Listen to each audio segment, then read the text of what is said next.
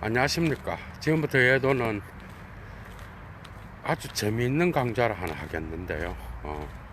훌륭한 성직자의 조건이라는 제목으로 니체의 그 의심의 해석학의 관점에서 그리고 공적 영역에서 오늘날 성직자들의 어떤 지위가 그죠 많이 떨어져 있는 그런 상황인데요. 특히 대한민국에서는 개신교의 성직자들이 아주 많은 대중들의 아주 차가운 시선을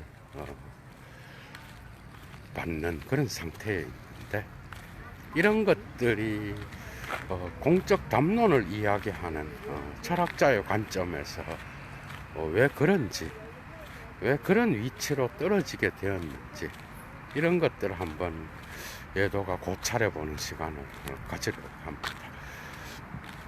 어찌되었건 이 강좌 역시도 많은 성직자분들에게 조금이라도 도움이 되었으면 합니다, 여러분. 니체는 특히 도덕의 계보학 제3논문에서 그죠 성직자들의 위선을 까발리는데요. 그것은 아주 독특한 방식으로 이루어집니다. 특히 성직자들이 가지고 있는 그러한 성스러움과 그 성스러움 배후에 숨어 있는 가면, 그 금욕주의적 삶 속에서 드러나는 이중성, 이런 것들을 이제 폭로하는데, 이런 것들이 사실은 거부된다고 거부될 수 있는 게 아니라 성스러움의 삶의 특징을 표현하는 과정에 있어서 인간으로 가질 수 있는 위선적 태도, 그죠? 이것은 사실은 니체 이전에 이미 니체 이전에 1800년경에 그죠? 역사적 예술을 통하여 표현되었던 그런 종교의 가면이기도 합니다, 여러분. 그러니까 종교를 오늘날 비판했던 그 니체, 프로이트, 막스, 그리고 뭐 대부분의 철학자들이 비판을 하죠.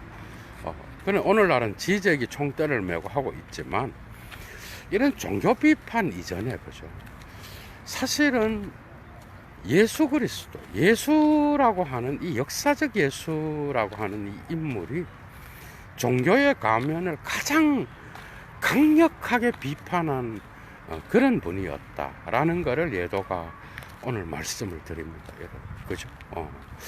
사실 대부분의 성직자들은요, 물론 여기서 성직자라고 하면 개신교와 가톨릭교 그리고 그리스도교 전체의 성직자에게 속하겠지만, 이 성직자들이 가면을 쓰기가 쉽다라는 거죠. 성서를 읽을 때 대부분의 사람들은 이 바리새인이라고 하는 이 종교적 허례 허식에 짓눌려서 살아갔던 그런 바리새인들의 삶이 자기 자신은 귀속되지 않는다고 생각합니다. 물론 여기서 바리새인은 또 유대인의 관점에서는 예수의 견해를 전부 다 받아들일 수도 없는 경우도 있습니다. 그러니까 유대인의 관점에서 볼 때는 바리새인은 학자요, 그죠? 유대 전통을 보존해 왔던 그러한 제도의 주인들이었다고. 그러니까 예수의 비판에 의하여 유대교 전체의 전통, 그러니까 유대인들은 비웃을지 모르지만 개신교나 그리스도교, 가톨릭 다 포함하여 그리스도교죠, 그죠? 동방정교. 그러니까 그리스도교에서 구약 성서라고 이야기하는 그 전통을 해석하고, 그죠?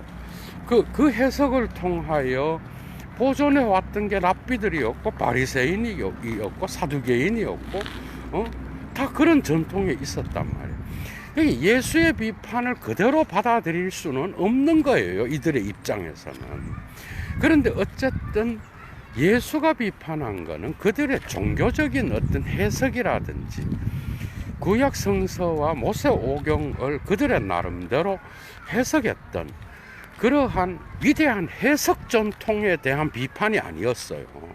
그게 아니라 그들이 갖고 있었던 그 종교적 지식과 성스러움, 하느님에 대한 어떤 그러한 권위, 종교의 권위, 그게 제도가 가져다 줄 수 있는 그런 이중성, 그리고 그들이 말은 그 하느님의 말씀, 신의 말씀, 야훼의 말씀을 연구하고 일평생 부적과 같이 가지고 다니고 외우고 한다고 거기에서 드러나는 그들의 삶의 불일치, 이런 것들이 이제 비판이 되었다는 거죠. 그런데 종교는 이런 특징을 갖고 있어요. 그래서 여기에서 종교에는 특별히 대가가 있고 소가가 있는데, 종교에는 그래서 진짜 대가가 있는 거예요. 그게 종교만큼 진짜 그 종교의 진리를 따르는 자가 있고, 그 종교의 진리를 따르지 않고 허례허식을 부리는 자들이 있는 거야. 그러니까 대가와 소가의 이러한 구분이 종교에서만큼 드러나는 그런 분야도 없는 거예요. 어떻게 보면은. 그러니까 성직자는 똑같을 수가 없는 거예요. 이해가 되는 거죠. 그 가면을 예수가 가장 빨리 벗겼습니다. 그러니까 오늘날 니체, 프로이트, 마르크스 못지않게 예수는 그들보다 더 신랄하게 종교의 가면을 벗긴 자예요. 니체가 거기에서 배운 거예요. 어떻게 보면은. 니체는 가끔 글을 쓸 때도 예수에게 빙의해서 글을 쓸 때가 많거든. 그런데 이제 종교 사회 문화가 발달해 오면서 그 이후로 현대 니체 시대까지 서구 유럽 전통에서 나타나는 그러한 기독교의 그러한 어떤 그 위선적인 그런 모습들이 있었겠죠. 그죠? 그런 것들을 니체는 까발렸다라고 하는 거예요. 그리고 그 까발리는 시점에는 이미 계몽주의가 들어와서 서구의 지성인들에게 자유정신을 불어넣었으며, 이들이 독립적으로 사고할 수 있는, 그래서 종교의 제도의 권위를 더 이상 신뢰하지 않는 그런 분위기가 조성되었죠. 이미 무신론자들은 데카르트 시대에도 프랑스에 꽤 있었습니다, 여러분. 이미. 그러니까 이런 자유정신들과 그 시대의 어떤 그러한 분위기가 니체가 이러한 신죽음을 선언할 수 있는 계기가 되었던 거예요. 그런데 사실 뒤집어서 보면요, 신학의 대가들, 한스킹이라든지 몰트만이라든지 이런 신학의 대가들은 그죠, 이미 이러한 니체의 선언이 오히려 종교가 그 종교의 본질을 제대로 볼 수 있는 계기로서 해석했다라는 거예요. 이건 매우 중요한 겁니다. 그러니까 철학에서 이런 비판을 거부하고 좀 마귀고 저런 인간들은 책도 읽어서는 안 되고, 성직자들이 이런 식으로 반응을 보이는 거는 수가 낮은 거죠. 열등감과 자기 세계에 빠져서, 그죠? 이들이 바로 자기 세계에 빠진 거야. 이런 식의 태도를 보인다. 공적 담론으로 나오면 단 한마디도 통하지 않는 그런 세계관을 갖고 무슨 진리의 길을 간다라고 말할 수 있겠느냐는 거예요. 그죠? 그래서 예도가 이런 전반적인 철학적 상황에서 이제 서론격의 이러한 문제점들은 이제 끝내고요, 이제 예도의 생각을 말씀드리겠습니다. 니체의 그러한 성직자들의 이중성, 가면, 성스러움이 줄 수 있는 그러한 이중적 가면들을 논외로 하고, 이제 예도가 이런 것들을 깊이 있게 공부한 자로서, 그리고 철학자로서 오늘 한국의 상황에서 특별히 왜 개신교의 성직자들이 대중으로부터 외면을 받고, 그죠? 어떻게 보면은 성직자, 개신교 이렇게 하면은 벌써 눈을 찌푸리고, 그죠? 그런 불신의 기호가 공적 영역에서 되었는지 안타까운 현실이지만은 그 이유를 한번 밝혀보려고 합니다, 여러분. 첫 번째는 역사의식이라고 봅니다. 역사의식. 그러니까 일단 가톨릭과 가톨릭 성직자분들, 그러니까 신부님들과 일단 목사님들 하면은 일단 공적 영역에서 두 개가 갈라집니다. 아무리 당연히 신부님들도 잘못하고 목사님들도 잘못하는 게 있어요. 그런 것들을 떠나서 전체적인 걸 보는 거라고. 이런 얘기를 하면 꼭 그럼 신부들은 다 깨끗한가? 이렇게 나간다니까. 또 이런 게 수준이 떨어지는 거예요. 그게 제대로 진단을 하고 본인들이 그런 분위기들을 바꾸려고 하는, 그렇게 해도 시원찮을 판인데 열등감에 빠져서 이런 진단들을 무시하는 경우가 있는 거예요. 실제로 불신의 기호예요, 오늘날. 여러분, 부정할 수가 없는 거라고. 그러니까 목사, 그러면 여러분들 존경하는 사람이 많아요? 아니면은 사회의 공적 영역에서 눈시울을 찌푸리는 그런 사람이 많아? 한국의 지성인들이 어떻게 보고 있어요, 목사와 신부를?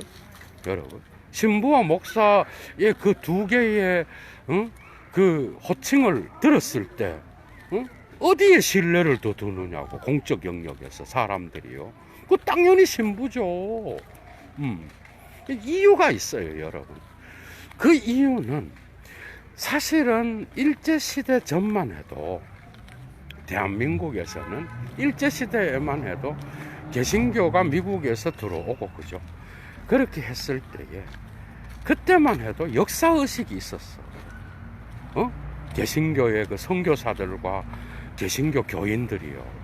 여러분 알잖아. 유관순 누나라든지 일제시대에 어떻게 저항하고, 그러니까 그 시대에 개신교의 초창기에는요, 일제시대 때만 해도 개신교는 사회에 상당히 많은 기여를 했습니다. 교육사업, 의료사업, 여러분 아시잖아, 그죠? 그러니까 그때만 해도 민중들로부터 오히려 민중들을 이끌어가는, 그리고 중요한 사회에 기여를 했다고, 공헌을. 여러분, 그거는 역사가 증명해 주잖아, 그죠? 그러니까 어디에서 차이가 났는가 하면 6.25 전쟁이 끝나고 나서 개신교는 독특하게도 자본주의 교회가 붕사라고 하는 이 목사님들과 더불어서 발전하게 됩니다, 여러분 아시죠? 그렇게 되면서 이제는 이 자본주의와 결탁된, 그래서 근데 성서의 말씀에는 기울이지 않고 이 성령운동과 더불어서 벌떼처럼 일어났어. 근데 저는 이것도 개신교의 아주 중요한 어떤 그 역할을 했다고 봅니다, 사회에. 이런 것도. 왜 그 시대에는 못 먹고 살고 전쟁 이후에 많은, 그죠? 어려움이 있었잖아, 민중들이. 그런데 그 시대에 희망을 주고 했지 않습니까? 그 성령 운동을 통하여. 그런데 이게 이제 일방적으로 이게 이제 지속되면서 몇십 년 동안 지속되고 대형 교회가 나타나고 하면서 그 한국인에 대한 역사의식이 사라졌어요, 여러분. 오히려 내가 한국인이라고 하는 거를 무시하는 가르침이 교회에는 엄청나게 많았습니다. 안 그랬다고 그러지만은 예도는 들었어요. 그러니까 쉽게 말하면 내가 미국에 대한 선호도가 높았죠. 대부분의 목사들은 자기가 미국에 한번 부흥회를 갔다 오면 엄청 자랑을 하고 막 그랬습니다. 그러니까 역사의식에서 이 시기에 개신교에서 특히 한신이나 감신에서 역사에 참여하는 목사들이 소수가 있었습니다. 한신은 교단으로 볼 땐 작아요, 여러분. 통합이나 총신, 합동보다 작아요. 그런데 거기에서 인물들이 나왔어요. 여러분, 문성근 아버지, 문익환 목사. 그런 목사는 사실 찾기 어렵습니다, 여러분. 역사에 참여하느냐, 아니면 교회에만 신경을 쓰느냐. 이때 대부분의 개신교는 교회 안에 있는, 건물 안에 있는 발전에만 몰두했지, 사회에 어떤 기여를 하느냐에 대해서는 별 관심이 없었어. 그러니까 그 시대에, 여러분, 김수환 추기경하고 그 시대의 한경직 목사님을 비교를 해보면요, 그게 답이 딱 나옵니다. 근데 어쨌든 개신교회에서는 한경직 목사는 인물이에요, 어쨌든. 그러니까 이북 출신으로서 많은 다양한 그런 문제점과 뭐 역사적 어떤 이런 거에 있어서는 그렇지만 어쨌든 정직한 자로서 사리사욕을 챙기진 않았습니다, 그 목사님도. 이 정도만 돼도 훌륭한 목사예요, 사실은. 공적 영역에서 어쨌든 그 역사의 험난한 독재 시대에, 그죠, 역사에 참여하지 않았습니다, 대부분. 이해가 되죠. 이미 여기에서 신뢰를 잃게 됩니다. 그러니까 한국인으로서 내가 예수를 믿고 예수 그리스도의 정신을 따라서 성직을 수행한다라고 하는 한국인으로서 내가 그리스도인으로 살아간다라고 하는 이 역사의식이 사라졌다는 거예요. 그냥 예수를 믿는 민족들을 한번 봐라. 얼마나 잘 사느냐. 이딴 소리나 했었고. 한국인으로서 어렵고 힘든 그 역사의 현장을 도피했다라는 거예요. 이게 첫 번째 이유예요. 불신의 기호입니다. 그래서 이게 이제 국민들이 시민들이 높아가니까 이거는 지네 교회 안에서만 통용되는 인간들이네, 이래 된 거라고. 그러니까 이런 것들이 어찌 되었건 간에 많은 문제점들로 나타나게 됐어요. 여기에서 신부들과 목사들의 차이가 나타나게 된 거예요. 물론 21세기 이후로 신학교에서 소수의 지성인들은 이런 것들을 알고 있어요. 그러나 오늘날도 역시 개신교 하면 여러분 아시잖아, 보수주의자들하고 결합돼 갖고 대한민국인으로서의 역사의식에 대한 거는 상당히 약한 경우가 많습니다. 교수들도 그래요, 여러분. 서양 학문 해와갖고 뭐 서양과 뭐 이렇게 이 대한민국인으로서의 역사의식을 갖고 자기의 신학을 한국 상황에서 토착화시키려고 하는 이런 건 약해요, 여러분.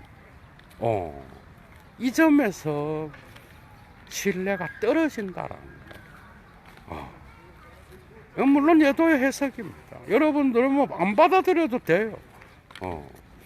두 번째는 계몽주의가 한국에 들어오면서 시민의식이 발전하면서 교인들이 이제 머리가 커졌어요. 교인들이 목사의 말을 안 듣습니다, 여러분. 이해가 돼요? 이미 21세기에는 계몽주의가 들어와서 스스로 생각하고 스스로 성서를 읽을 수 있는 그런 시대가 됐다. 그러니까 목사가 시대에 뒤떨어진 소리를 하고 이러면 안 들어요, 여러분.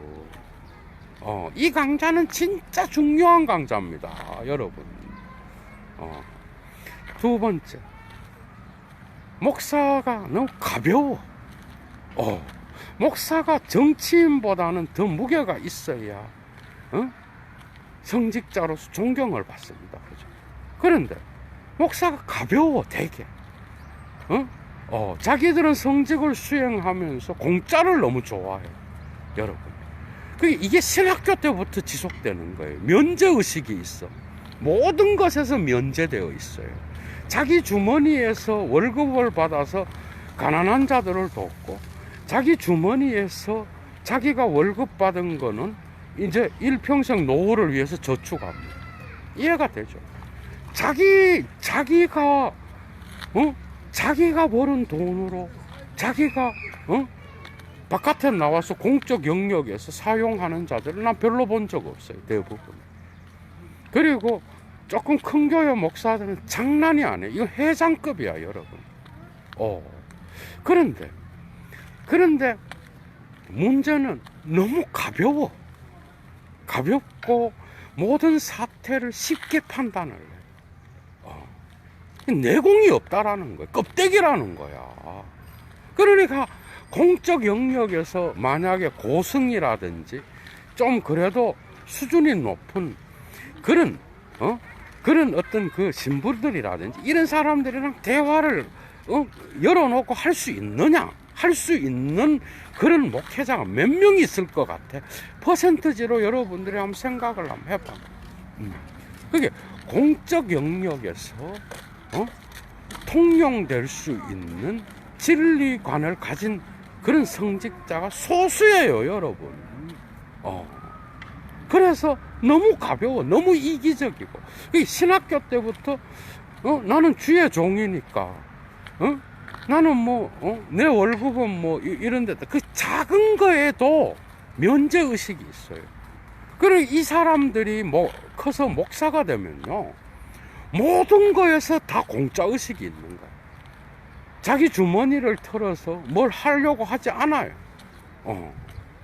면제의식. 이걸 버려야 되는 거야. 서민들이 어떻게 사는지 관심 없어요. 성직 안에만 갇혀 있다니까. 그 공적 영역에서 그러니까 이런 행동들이 아이처럼 보이는 거야. 아이, 애기같이. 애기같이 보이기도 하고, 때로는 너무 어린아이 같아. 모든 걸 교인들이 다 해주니까. 바깥에 나오면 대접받기 좋아하고요. 지가 대접하는 건 없어.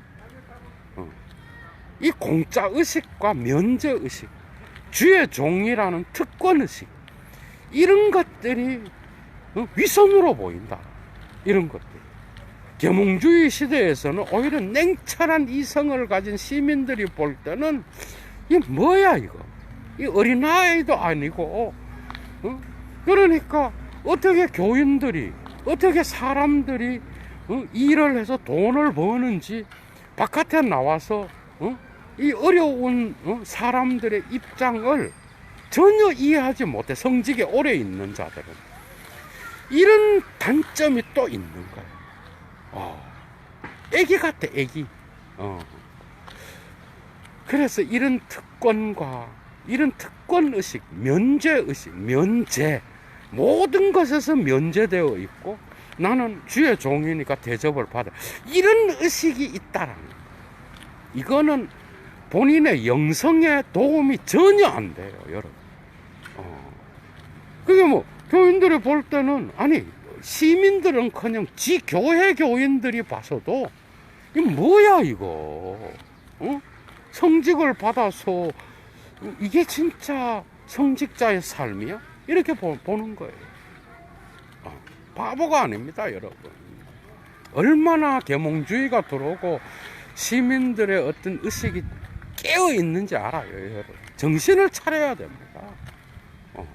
세 번째, 자기 전문 분야에 있어서도 공부를 안 해요.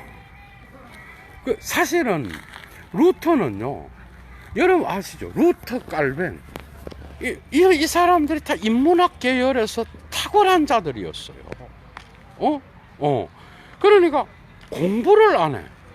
그러니까 신학 이외에 바깥에 있는 공적 영역에서의 그런 삶에서 공부를 해야 되는데, 그래야 그 성서를 오늘날의 이 시대의 진리의 말씀과 오늘날의 이 시대의 돌아가는 상황을 연결시킬 거 아니야.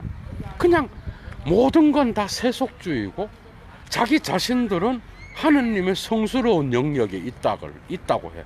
그게 성과 속을 너무 쉽게 나눠요. 성과 속을. 이해가 돼?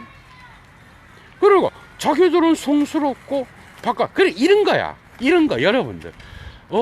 자기들이 하는 일은 하느님의 일이라고 생각을 하고, 바깥에서 세속, 교인들이 바깥에서 돈을 벌고, 교회에 와서 헌금을 하고, 성과 속을 나눠. 그래서 자기들은 성스러운 영역에 있고, 자기들이 하는 일은 성스럽다 그래. 주의 일이라 그래. 그리고 바깥에서 노동해서 돈 버는 자들의 일은 성스러운 일이 아닌 거예요. 이런 근본주의적 사고가 있는 거예요. 탈피한 자들도 있어요. 이 역사 속에 구속사가 따로 있다고 봐. 자기들은 구원받은 신의 역사 속에 속해 있고, 다른 나머지 사람들은 속된, 그러니까 세속 사회에서 살아간다고 보는 거야. 세속 역사와 구속의 역사를 나눠서 사유하는 거야. 그러니 여기에서 어떤 문제점이 나타나요? 어떤 문제점이? 이거는요, 이거는 중세나 통했던 거라고, 근데 계몽주의 시대가 들어오면서 다 박살나잖아. 근데 저도 성서를 읽어보면 이런 구속사와 세속사를 나눠서, 목사들이나 신부님들이 하는 그런 일은 성스러운 일이고, 밖에서 노동해갖고 사람들이 먹고 사는 거, 하느님을 믿든 안 믿든 무신론자들이 바깥에서 일하는 거, 이런 것들은 다 세속 일인 거야. 이런 신을 누가 믿겠어요, 여러분? 그러니까 모든 것들이 다 소중한 거예요. 그게 제대로 된 성직자라 그러면요, 바깥에서 일을 하고, 그대들이 세속 사회에서 노동해서 일하는 사람들의 어떤 그러한 것들을 세속으로 보기 전에 모든 것은 다 신이 다스리는 것이고, 그대들의 올바른 신앙이 있다면 그 신은 저들도 사랑하고 우리도 사랑한다.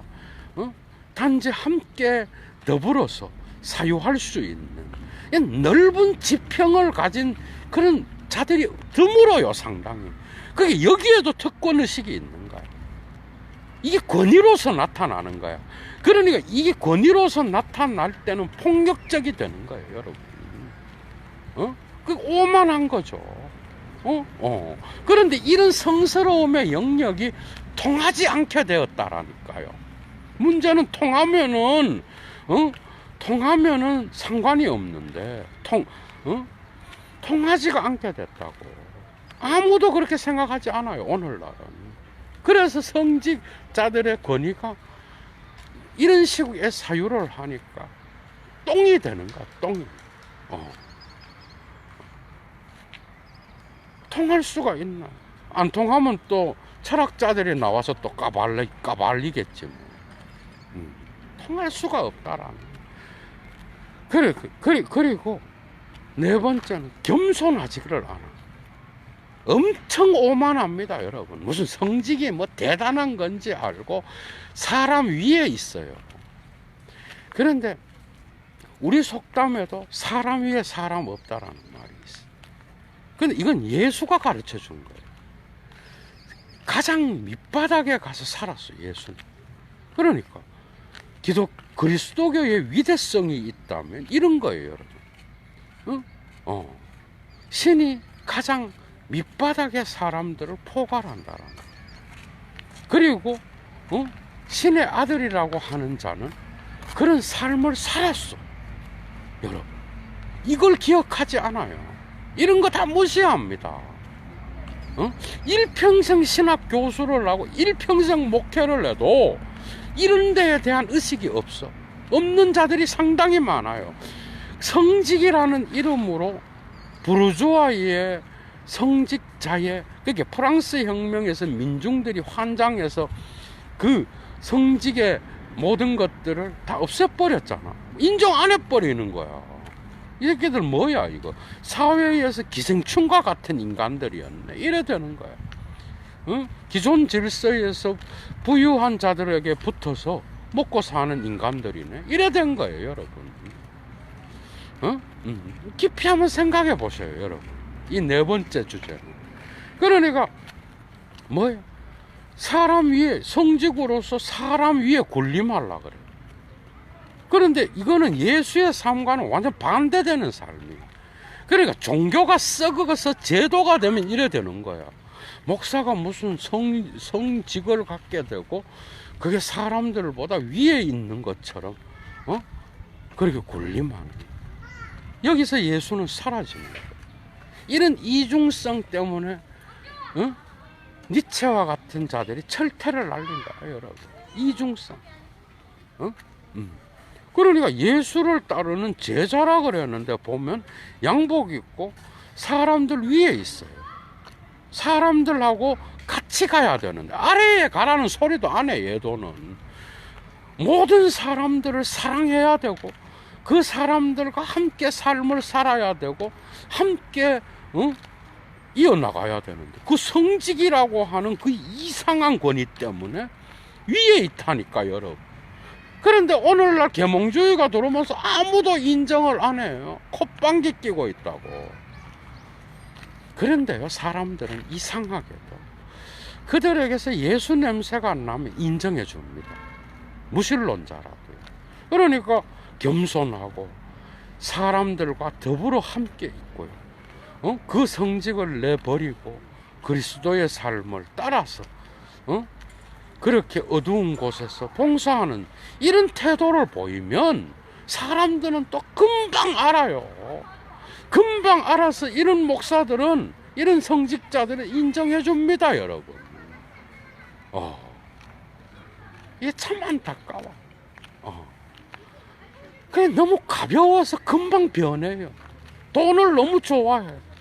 세속이. 그게 왜 이게 문제가 되는가 하면 자기네들이 성스럽다고 그러는데 더 세속적이야, 여러분.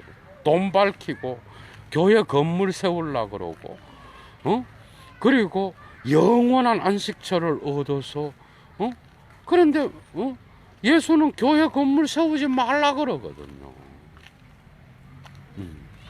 성전이라고 하는 게 뭐가 중요하냐? 예수가 그러잖아요. 그 건물이 뭐가 중요하나? 건물 안에 사람이 중요한 건데 사람을 사랑하는 게 아니라 자기의 왕국을 세우려고. 이런 것들이 다 성서와는 반대되는 짓거리를 하는 거야. 그 위선자들이 많다고. 위선을 한다고. 그러니까 말은 예수님을 따르는데 알고 보면 그 습속이나 전통 속에 성서와 배치되는 게 너무 많다. 너무 돈을 좋아해. 그리고 너무 세속적이야. 너무 자본주의적이야. 자본주의에서 진리를 가지고 자본주의를 통제하고 지배하고 자본주의를 관리해야 될 인간들이 자본주의의 물신에 사로잡혀 갖고요, 그걸 섬기고 있어. 그러면서 말은 예수를 섬긴다. 이러니 도무지, 그죠? 사회의 그들이 세속 사회라고 하는 그 세속의 인간들하고 별 차이가 없는 거야. 오히려 더해. 너무 오만해. 이런 것들이 문제가 된다. 그래서 이런 태도들에서 겸손함이 보이지 않는 거야. 이 겸손은요, 어떤 양복 입고 내가 뭐 이렇게 거룩한 태도에서 나오는 게 아니에요. 바리새인이지 뭐. 종교적인 허례허식에서 겸손이 나오는 게 아니에요, 여러분. 테레사의 여러분 얼굴 아시죠? 아무것도 신경 쓰지 않고 낮은 자의 위치에서 봉사하는 자의 얼굴에서 겸손함이 있는 거예요, 여러분. 레비나 세타자의 얼굴, 고아와 가부의 하나님이라고 그랬잖아요, 그죠? 그게 바로 유대 전통의 구약의 하나님이었어. 그런 모습은 예수한테서 더 강력하게 나타납니다, 여러분. 이런 것들을 다 버린 거예요. 이런 그리스도교의 핵심적인 진리를 구성할 수 있는 이런 것들을 다 버린 거예요. 왜? 자본주의 안에서 제도를 지키기 위해서. 그러니까 다 썩어 빠져 힘이 없는 거예요. 그들 전통 안에서 소중히 되었던 핵심적 진리들, 에센스를, 퀸트 에센스를 버려버렸기 때문에, 그냥 직업인이 되어버린 거야. 직업인, 여러분. 성직을 지키는 직업인. 그런데 이거라도 제대로 하면 욕을 안 먹을 건데, 참 아이러니한 시대가 됐어요. 자기도 모르게 제도의 주인이 돼 있다니까. 그러니까 그리스도의 제자가 아니라 그냥 자기도 모르게 성직을 유지하는 데에 온 몸을 쏟는 거예요. 그러니까 알고 보면 예수랑은 상관이 없어요. 마지막입니다. 마지막 문제점은 예수를 믿는 자들이 드물어. 그게 예수를 믿는, 그게 이렇게 생각하는 거예요. 자기 자신들이 예수를 믿는 자들이고 교회의 목사니까 예수는 자기 편이라고 생각을 해. 참 오만하죠, 그죠? 이런 교만이 어디 있어? 그런데 예수랑은 전혀 관계가 없는 삶을 살아. 특권의식 갖고 있고, 그 특권에 의하여, 자기 자신이, 신의 어떤 일을 대변하는 자들이라고 생각을 해. 그리고 일평생을 살아요. 지세계에 갇혀 있어. 아무도 그런 생각 안 하는데. 한번 생각을 한번 해봐요. 그런 특권의식 속에 무슨 예수 그리스도의 삶이 거기에서 보이겠냐고요. 여러분 봐봐. 신이 살아있다 그러면 여러분들 봐봐. 21세기에 그런 특권의식을 가진 자들의 신이라면 누가 그 신을 믿겠냐고. 아무도 안 믿죠. 고등종교가 될 수가 없는 거예요. 그러니까 의식 수준이 개인의 복을 비는 무속신앙이랑 비슷해지는 거야. 그거보다 수준이 낮을 때가 있어요. 그게 이 모양이니 누가 그걸 존경하고 따라가겠어요. 무속신앙이 훨씬 더 개인을 축복하고 면책의식을 갖고 있고요. 면제되어 있는 거야. 신이 나를 사랑하는 거야. 그래서 문제는 그 믿는 신이 타자의 신임을 인식하지 못합니다. 이게 문제라는 거예요. 그게 이 신은 지 편인 거야, 항상.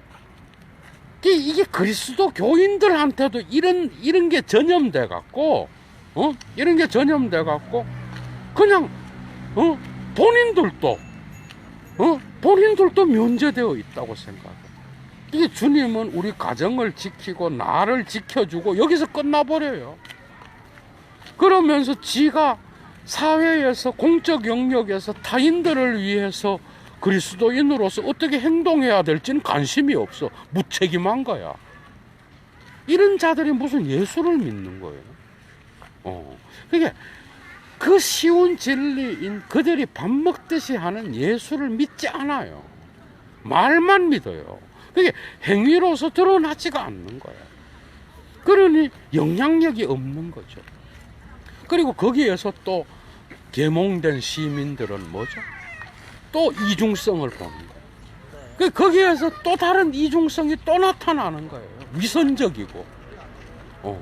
그러니까 이런 것들이 계속 되니까 이제 힘을 다 잃어버린 거예요.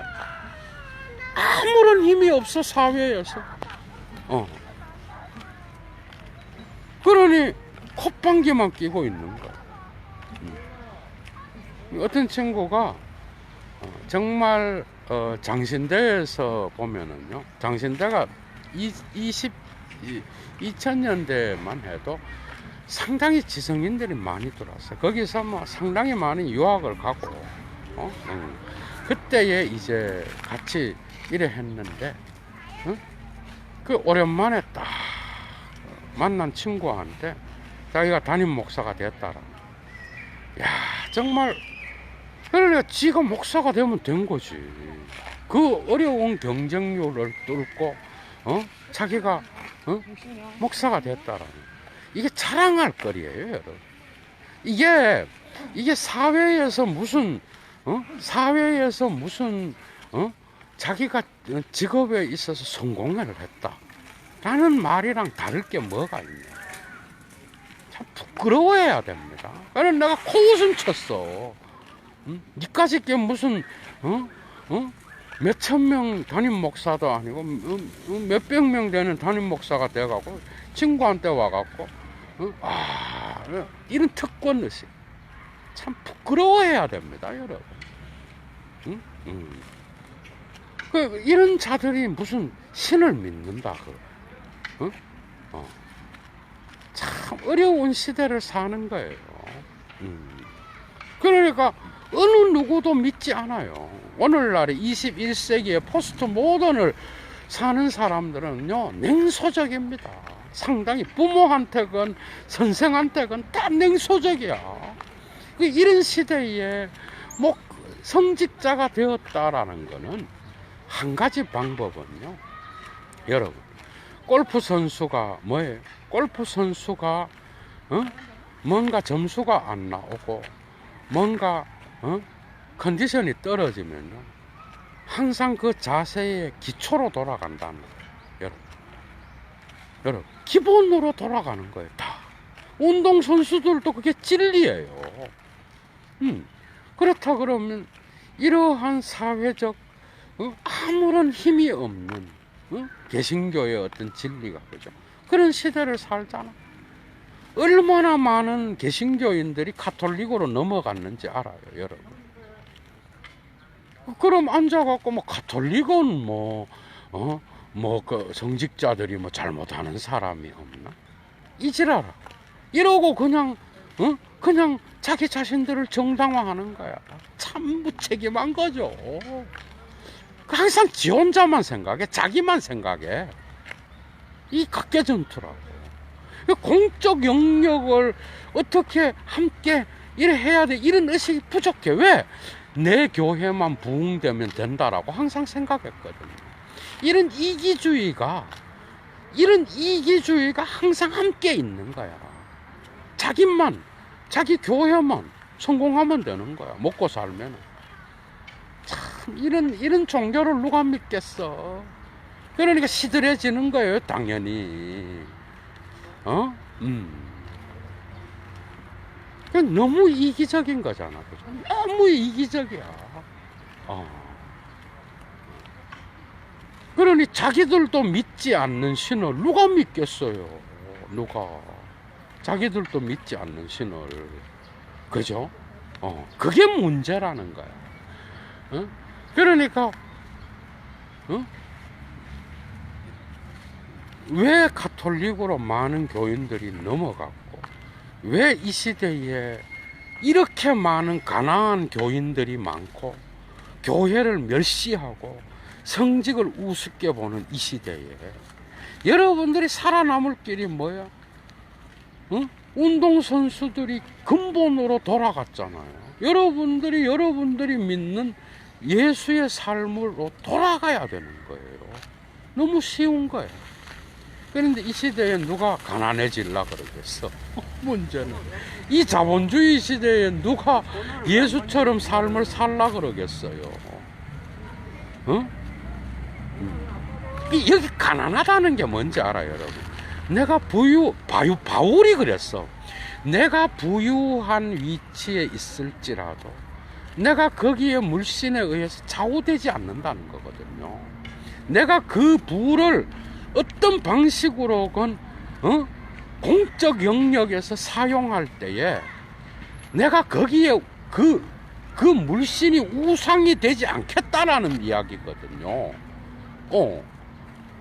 그런 거잖아, 그죠? 근데 물신, 정말 물신적인 인간들이 많아. 성직을 수행하는. 정말 물신적이야, 여러분. 이 아이러니를 극복할 수가 없는 거야. 그게 근원으로 돌아가려고 그래도 싫은 거야. 도스토예프스키가 대신문관에서 말했듯이 그 예수 꺼지라는 거야. 그런 예수는 필요 없다. 그러니 돌아가려니 자기 권위를 다 내려놔야 돼. 근데 그게 사는 건데 그걸 못 버리는 거예요. 목사하면 딱 아우토리테트가 있어요. 오소로티가 있어야 되는 거야. 아우토리테트가. 그 권위. 그걸 버려야 사는데 그걸 못 버리는 거야. 그러니까 갈팡질팡 하다가 시대의 계몽주의가 딱 오니까 그냥 망하게 돼버리는 거야. 그냥 기하급수적으로 그냥 떨어져 버리는 거야. 왜 떨어지는지 이유를 지네들끼리도 몰라. 바깥에서 보면 다 보이거든요. 왜 이게 이 모양이 됐는지. 이런 강의 듣고 또 옳은 얘기를 한번 듣고 참조를 해서 어떻게 해서든 변혁시켜 나갈 생각은 안 하고, 또 마귀가 또 이야기, 자유주의, 저런 철학자가 또 이야기, 이러면서 또 헛소리 삑삑 한다고. 참 불쌍합니다, 여러분. 여러분들한테, 그러나 귀 있는 자는 듣겠죠, 그죠? 귀 있는 자들은. 귀 있는 자들은. 그대의, 이 문제를 해결할 길은 운동선수가 자기 컨디션이 떨어졌을 때 기초로 돌아가듯이요. 루터가 외쳤던 아드 폰테스 성서로 돌아가야 됩니다. 근데 그 성서는 그 성서를 안 믿는다니까, 여러분. 지가 좋은 거 말씀만 빼가 그것만 이야기해. 그게 바로 무당포닥들이 하는 거예요, 여러분. 그게 일종의 여기에서 예도가 말하는 거는 어쨌든 무속신앙은 아니잖아요, 그리스도교가. 고등종교와 그 뭐라 그러나 고등종교와 하등종교의 차이가 종교학에서 뭔지 알아요? 딱 하나밖에 없어. 타인들을 위한 거냐, 자기 개인만을 위한 거냐. 그건 맞잖아요. 부인할 수 없는 거 아니야. 그럼 그리스도교를 고등종교로 생각하잖아요. 어쨌든 사람들은 개인의 복을 비는 종교는 아니잖아요, 여러분. 기초로 돌아가야 되는 거야. 근데 그 기초로 돌아가는 게 너무 어려운 거예요. 왜? 자기들이 믿는 그 예수는 그런 걸 다 버리라는 거거든. 아우토리테트를. 그러면 산다는 거거든. 그런데 그걸 못 버리는 거예요. 왜? 제도가 좋으니까. 물신이 좋잖아, 여러분. 그러니까 예수가 그 물신을 어떤 방식으로 이기는지, 그 어려운 과제를 딱 도스토예프스키가 보고 대신문관을 통하여, 예수의 입을 통하여 이 현대 시대의 문제점들을 미리 예언했던 거예요, 여러분. 좋은 주말 되십시오. 예도는 물러갑니다. 추스.